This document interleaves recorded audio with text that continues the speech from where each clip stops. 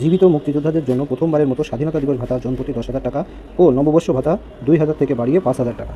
খেতাবপ্রাপ্ত মুক্তিযোদ্ধাদের জন্য বীর উত্তম 25,000 টাকা থেকে 40,000 টাকা, বীর বিক্রম 20,000 টাকা বাড়িয়ে 35,000 টাকা, বীর প্রতীক 20,000 টাকা বাড়িয়ে 30,000 টাকা এবং যুদ্ধাহত ও অন্যান্য মুক্তিযোদ্ধা সম্মানী ভাতা 45,000 টাকা থেকে 50,000 টাকার করার প্রস্তাব করা হয়েছে। আসসালামু আলাইকুম। আমরা সমকালে একটি নিউজ পেয়েছি, আপনাদের মাঝে সেটা জানিয়ে দিচ্ছি। অত্যন্ত দুঃখের সাথে জানানো যাচ্ছে যে মুক্তিযোদ্ধার ভাতা বাড়ানো সহ সব প্রস্তাবই নাকচ। বিস্তারিত দেখি কি বলছে।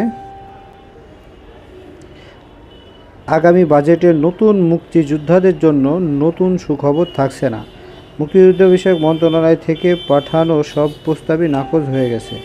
এদিকে মুক্তিযোদ্ধা ও বীর মুক্তিযোদ্ধাদের স্মৃতিচিহ্ন সংরক্ষণ সহ চলমান কোনো প্রকল্পের জন্য 2024-25 অর্থ বছরের বাজেটে অতিরিক্ত কোনো অর্থ বরাদ্দ করা হয়নি।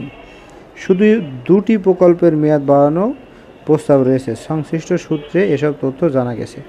অর্থ ও মুক্তিযুদ্ধ বিষয়ক মন্ত্রণালয়ের সংশ্লিষ্ট কয়েকজন কর্মকর্তা সমকালকে জানান, আসন্ন বাজেটের নতুন প্রস্তাব তেমন গুরুত্ব পাচ্ছে না। কিছু সাধন ও চলমান প্রকল্পের পাশাপাশি মন্ত্রণালয়ের স্বাভাবিক কার্যক্রম অব্যাহত রাখাকেই এবার গুরুত্ব দেওয়া হচ্ছে।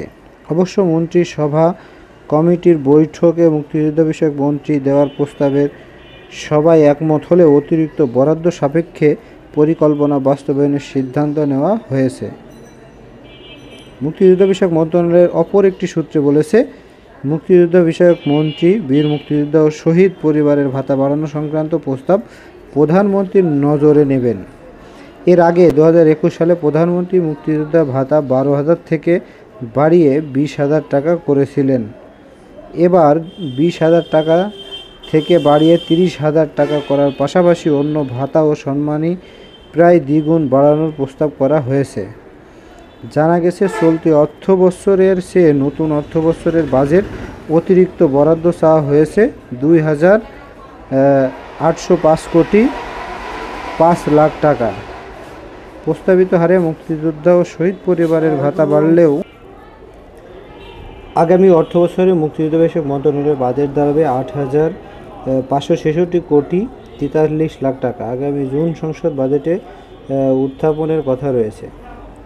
জানতে চাইলে মুক্তিযুদ্ধ বিষয়ক মন্ত্রী মোজাম্মেল হক সমকালকে বলেন, আমরা প্রস্তাব করেছি অর্থ মন্ত্রণালয়ের বাস্তবতার নিরীক্ষে সেটার বিভিন্ন দিক পর্যালোচনা করছে। আমরা চেষ্টা করছি, আগেই কিছু বলা যাচ্ছে না। বাজেট বরাদ্দ পাওয়া গেলে প্রস্তাবগুলো কার্যকর হবে। মুক্তিযুদ্ধ বিষয়ক মন্ত্রণালয়ের সংশ্লিষ্ট সামাজিক নিরাপত্তা কর্মসূচি সংক্রান্ত মন্ত্রিসভার কমিটির আলোচ্য সূচি পর্যালোচনা করে দেখা যায়, 8 শ্রেণীর বীর শ্রেষ্ঠ খেতাবপ্রাপ্ত বীর মুক্তিযোদ্ধা ও বীর মুক্তিযোদ্ধাদের ভাতা এবং প্রয়াত বীর মুক্তিযোদ্ধাদের দাফন সৎকার সহ লাশ পরিবহনের জন্য বিদ্যমান অনুদান বাড়ানোর জন্য অর্থ মন্ত্রণালয়ের প্রস্তাব দেওয়া হয়েছে।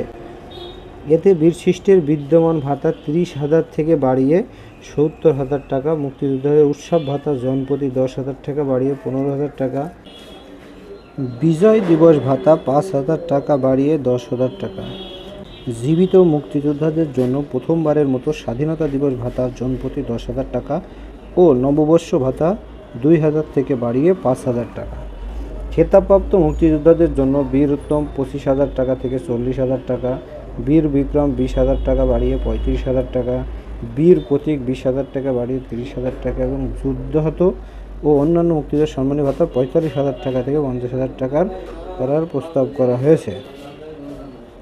এছাড়া প্রয়াত মুক্তিযোদ্ধাদের দাফন সৎকার, ধর্মীয় অনুষ্ঠান ও লাশ পরিবহনের জন্য বিদ্যমান অনুদান জনপ্রতি সর্বনিম্ন 5,000 থেকে সর্বোচ্চ 14,900 টাকা বাড়িয়ে সর্বনিম্ন 30,000 টাকা থেকে সর্বোচ্চ 50,000 টাকার জন্য প্রস্তাব করা হয়েছিল। মন্ত্রণালয়ের তথ্য অনুযায়ী বর্তমান 20,000 টাকা হারে 2 লাখ বীর মুক্তিযোদ্ধা সম্মানী ভাতা পাচ্ছেন। নথি অনুযায়ী মুক্তিযুদ্ধ ও তাদের ওয়ারিশ মিলে মোট উপকারভোগী 2,12,585 জন। জানতে চাইলে মুক্তিযুদ্ধ বিষয়ক মন্ত্রণালয় সম্পর্কিত স্থায়ী কমিটির সভাপতি মেজর অবসরপ্রাপ্ত রফিকুল ইসলাম বীরুত্তম বলেন, মন্ত্রণালয় থেকে মুক্তিযোদ্ধার ভাতা 20,000 টাকা থেকে বাড়িয়ে 30,000 টাকার করার প্রস্তাব হয়েছে, যাতে মুক্তিযোদ্ধারা আরও ভালো থাকতে পারে।